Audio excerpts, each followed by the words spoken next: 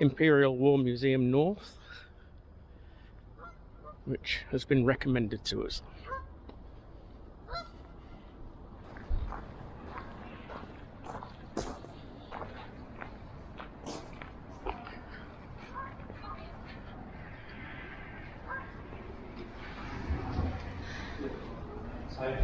You can't take guns in.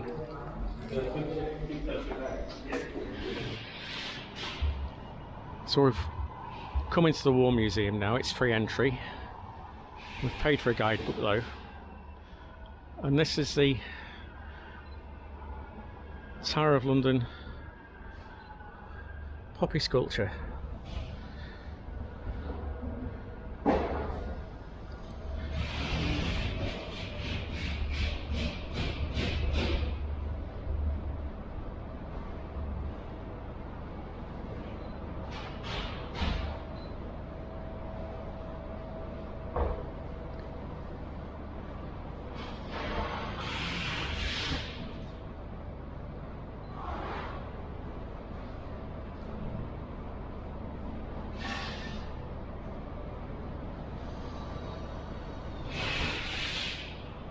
So it was installed in 2014 at the Tower of London to commemorate the start of the First World War.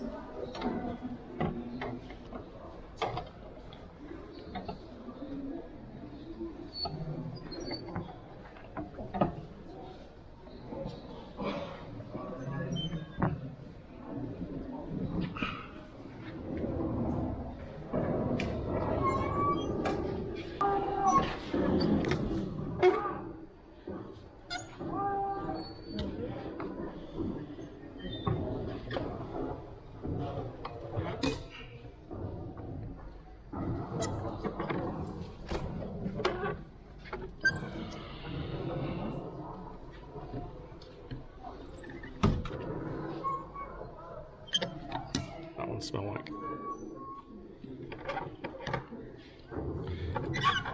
mustard gas. Yeah.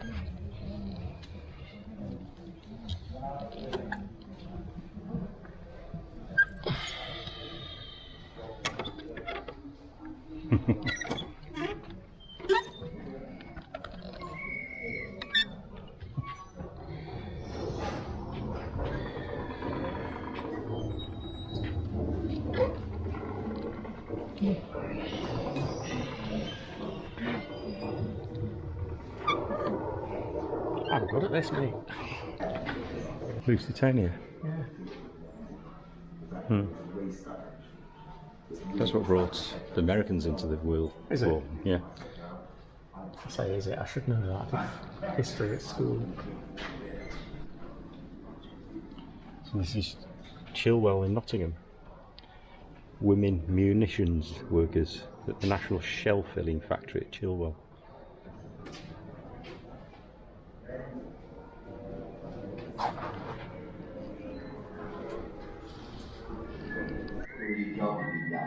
You just don't did it. I know that I wasn't fighting the war myself, and what happened to other people might happen to me.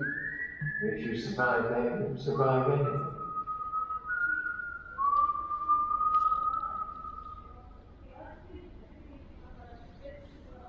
I didn't believe in war to that extent, but I was prepared to do my part.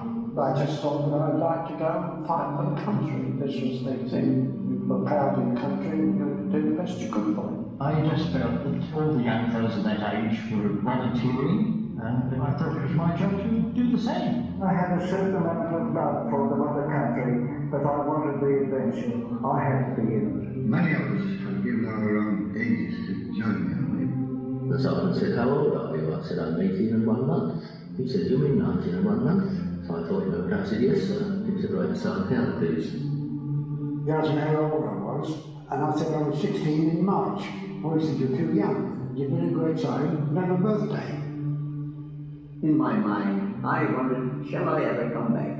I didn't think I would at the time. I left Australia on the 19th of October 1914. We went to Egypt and we set up our camp at the foot of the pyramids. I didn't know what to expect, just hadn't a clue. It is deadly warfare.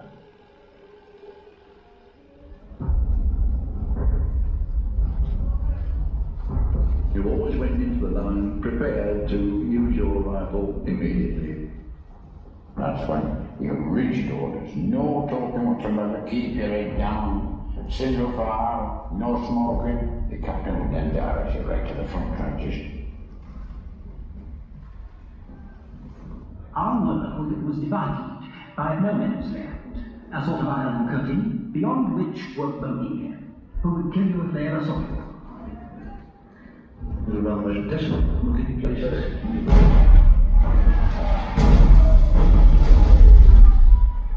I can't remember anything more nerve-wracking than the continuous shelling without stop day and night. But we were always told that you never heard the shell that hit you.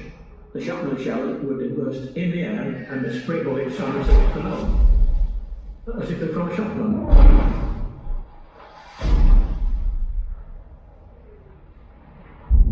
We saw this green cloud come toward us, just rolling slowly along the ground. They shot gas into the typical nostril and stick it on. The more we tried to get rid of this steam in our eyes, the worse it got. I thought deeply of what the effect of blindness was going to be.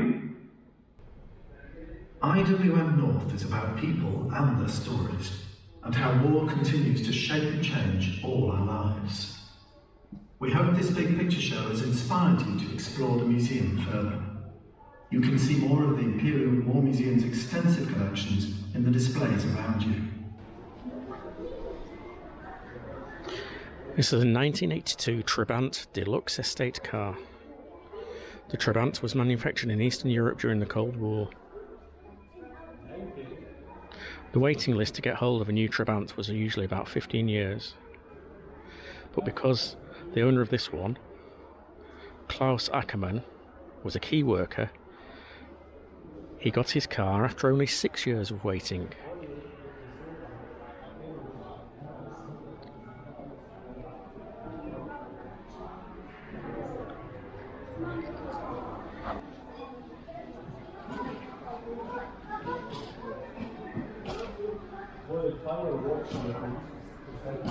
A 1979 Leopard Mark IV security vehicle. The vehicle was designed to protect its occupants from landmines and small arms fire in southern Rhodesia, now called Zimbabwe. I spent a little bit of time, around 6 months in Zimbabwe. Firstly in Harare, which was formerly called Salisbury. Well, I got there not long after independence, and the civil war there led to the independence in 1980, and I think I got there late 1980, early 1981.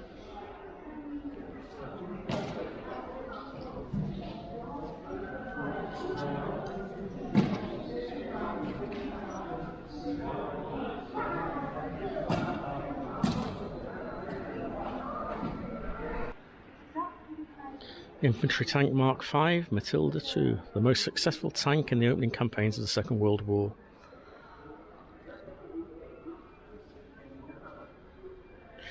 And this tank is one of 500 that were built at Horwich Locomotive Works near Bolton in Lancashire.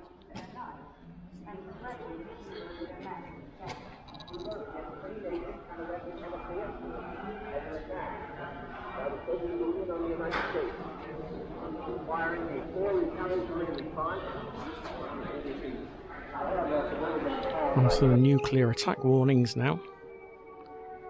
Next, the 4. When fallout is expected, you will hear 3 bangs in short succession. They will be sounded by means of maroons like this. Or you may hear 3 gongs like this. Or 3 whistles like this. These all mean that fallout is expected. Warnings of the attack and of fallout will also be broadcast. When the immediate danger of air attack or fallout is passed, the siren will sound a steady note like this.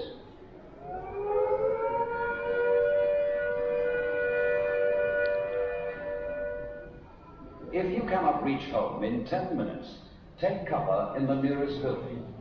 If there is no building nearby, try to find some solid cover. If there is no solid cover, lie flat in a ditch or a hole and cover your head, face and hands as fast as you can with some of your clothes. If you hear the fallout warning, seek the nearest and best cover as quickly as you can. But before entering the building or cover, brush or shake off any fallout dust you may have picked up and get rid of it. Change your outer clothing if you can. Stay under cover.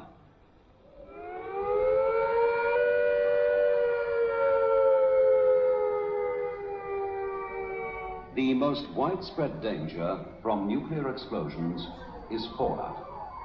Since it can be carried for great distances by the winds, it can eventually settle anywhere. So no place in the United Kingdom is safer than any other. You are far better off at home because it is the place you know and where you are known. Stay where you are.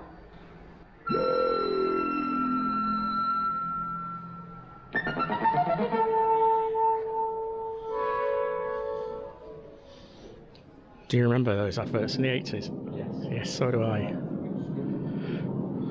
The time has now come to make everything ready for you and your family in case an air attack happens. This does not mean that war is bound to come. This is a steel window section from the ruins of the World Trade Center.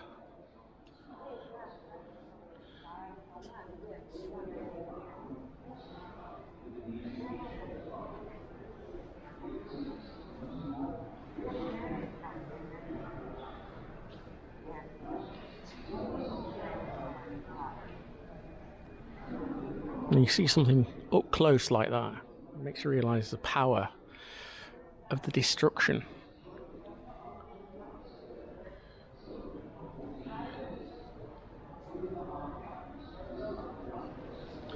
A flamethrower from HMS Vindictive. HMS Vindictive was used as an assault ship during the raid on Zeebrugge the 22nd and 23rd of April 1918. The Belgian port was a base for German submarines.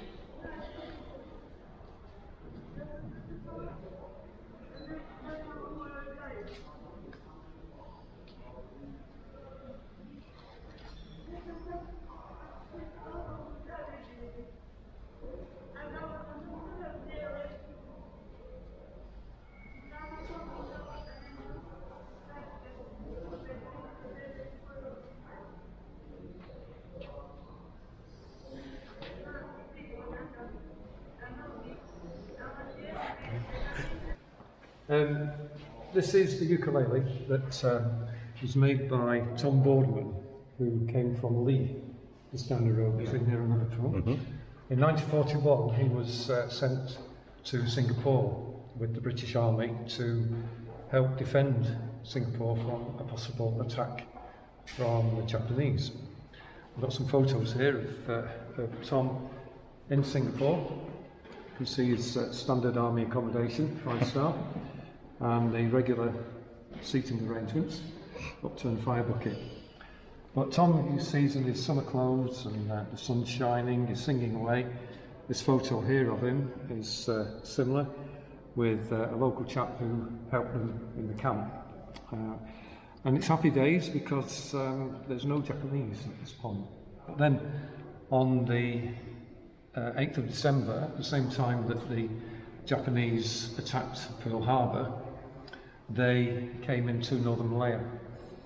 Now the Allies were expecting an invasion from the sea, Singapore down here, which is fairly logical. So all the defences were pointing out to the sea, but the Japanese came in from the north. And although there was garrisons and Air Force bases in the area, there was not enough of them to defend against an 80,000 strong Japanese army. So it's always, right from the very beginning, a retreat back to Singapore. It took 72 days for the Japanese to reach Singapore. That's an average of 9 miles a day. On the 15th of February 1942, the decision to surrender was made, and Tom, then with a total number of 130,000 men, became prisoners of war of the Japanese. Now, to put that figure into context, just down the road on the museum is Old Trafford Manchester United football ground with an approximate capacity of 75,000. So that really is a high number to get your head around. Tom got married before he left, and his wife gave him this ring. It's a snakehead type design, and he didn't want the Japanese to take it, which they probably would.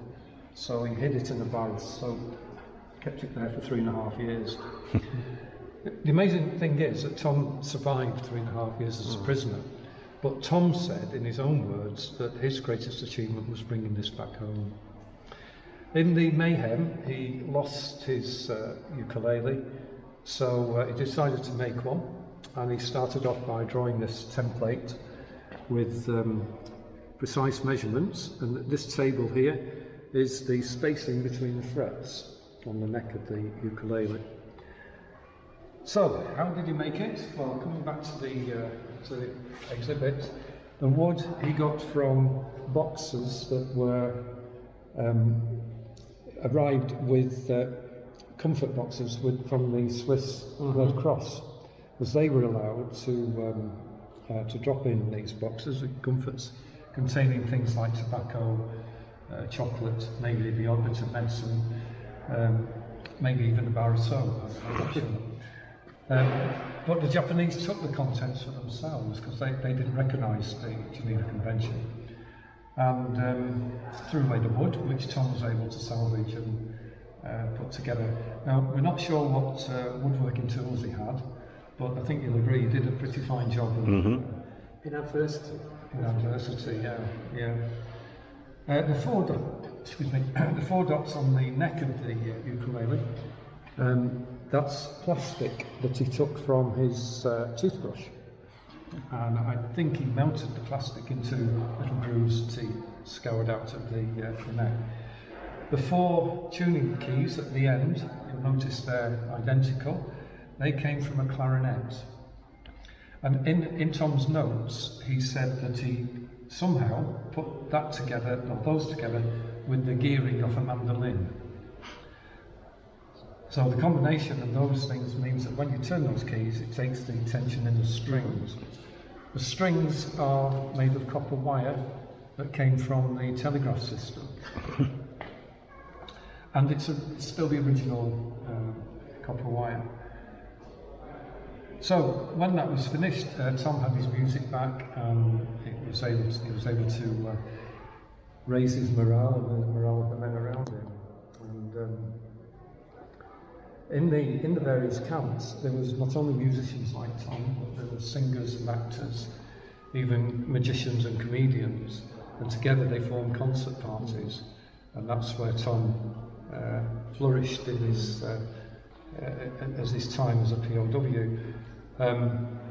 They put on these concerts with full orchestras, so there was men with violins and trumpets and even an accordion, you know, very big instruments that they were allowed to carry around in the camps. So I can go on to another part of the story now, which tells about Tom as a field please leader. do.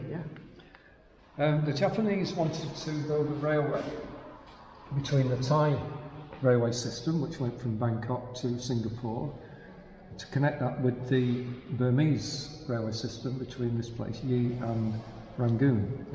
Why did they want that? Well, when they invaded northern Malaya, part of the army went north into Burma here, and the British or the Allied armies were not ready, or they were a bit surprised that the Japanese came, and they retreated quite rapidly into northeast India, around here in Nagaland, and to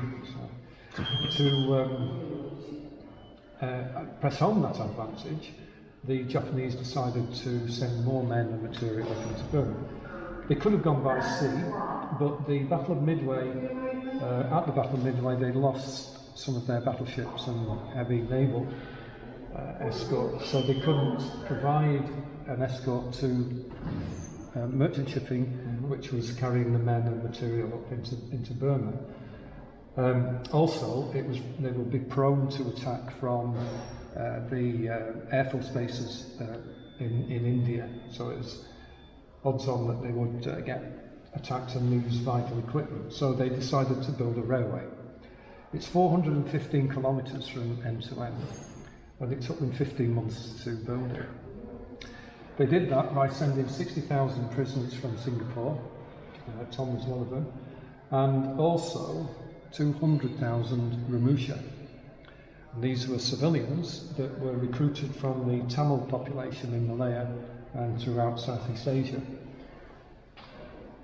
The Ramusha didn't have any leadership, so they had no organisation, and their camps were separate from the POW camps. Without that leadership and organisation, in an area where, around here particularly, where cholera was endemic, disease just ripped through the camps, and sadly many of them died.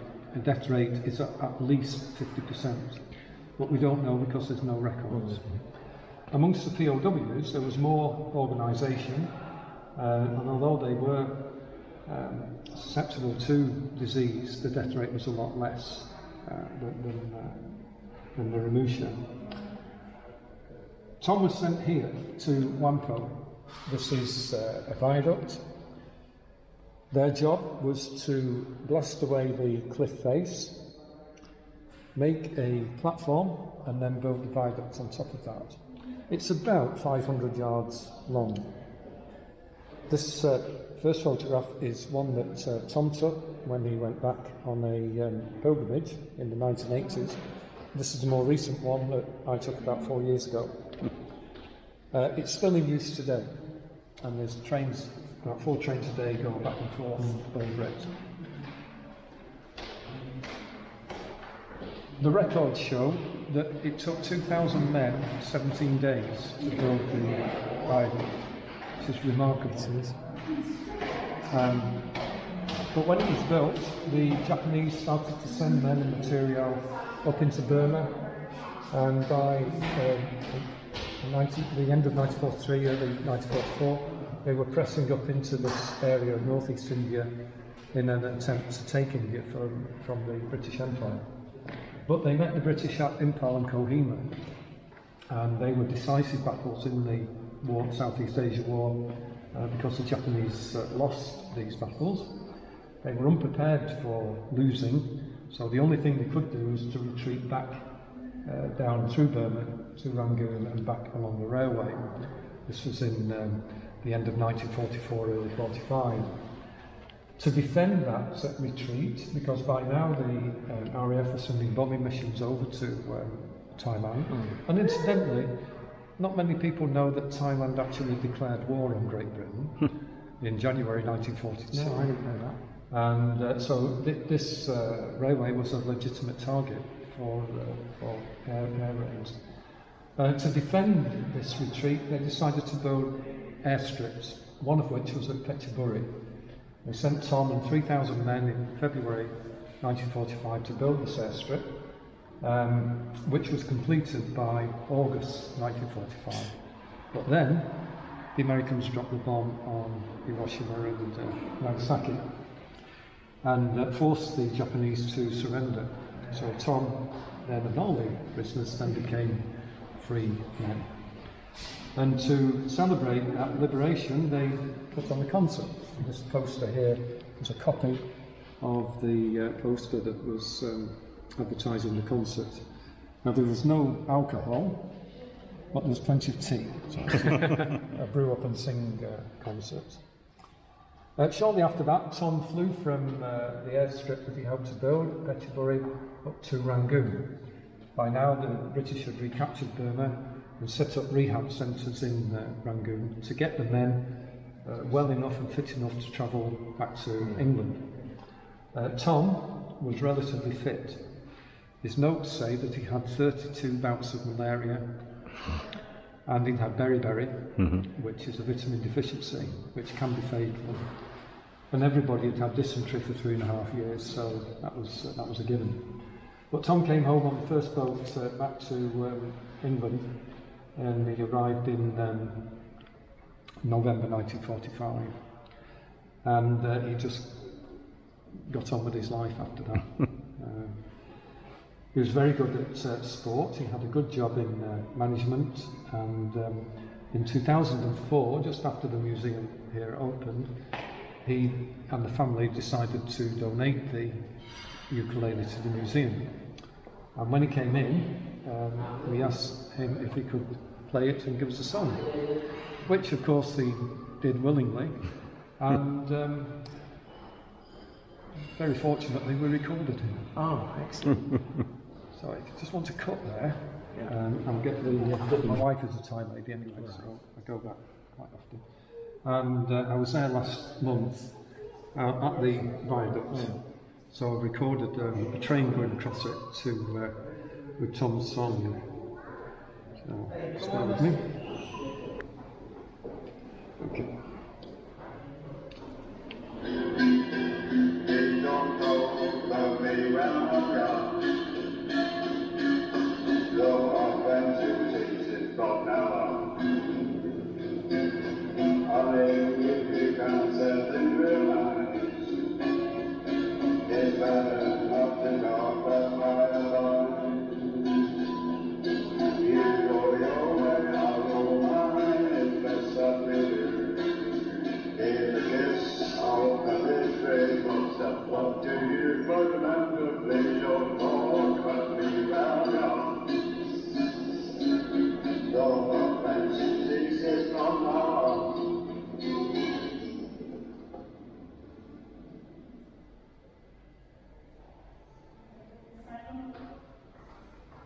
Okay, that's lovely, thank you. And in the best tradition of British Railways, there's no seating, so we're sat on the floor. It takes me back to university days. But it's been a good day. But we're still not telling you about the bees. No. We'll wait till we get back, we'll have a brew and we'll tell you that. And then we do it with that.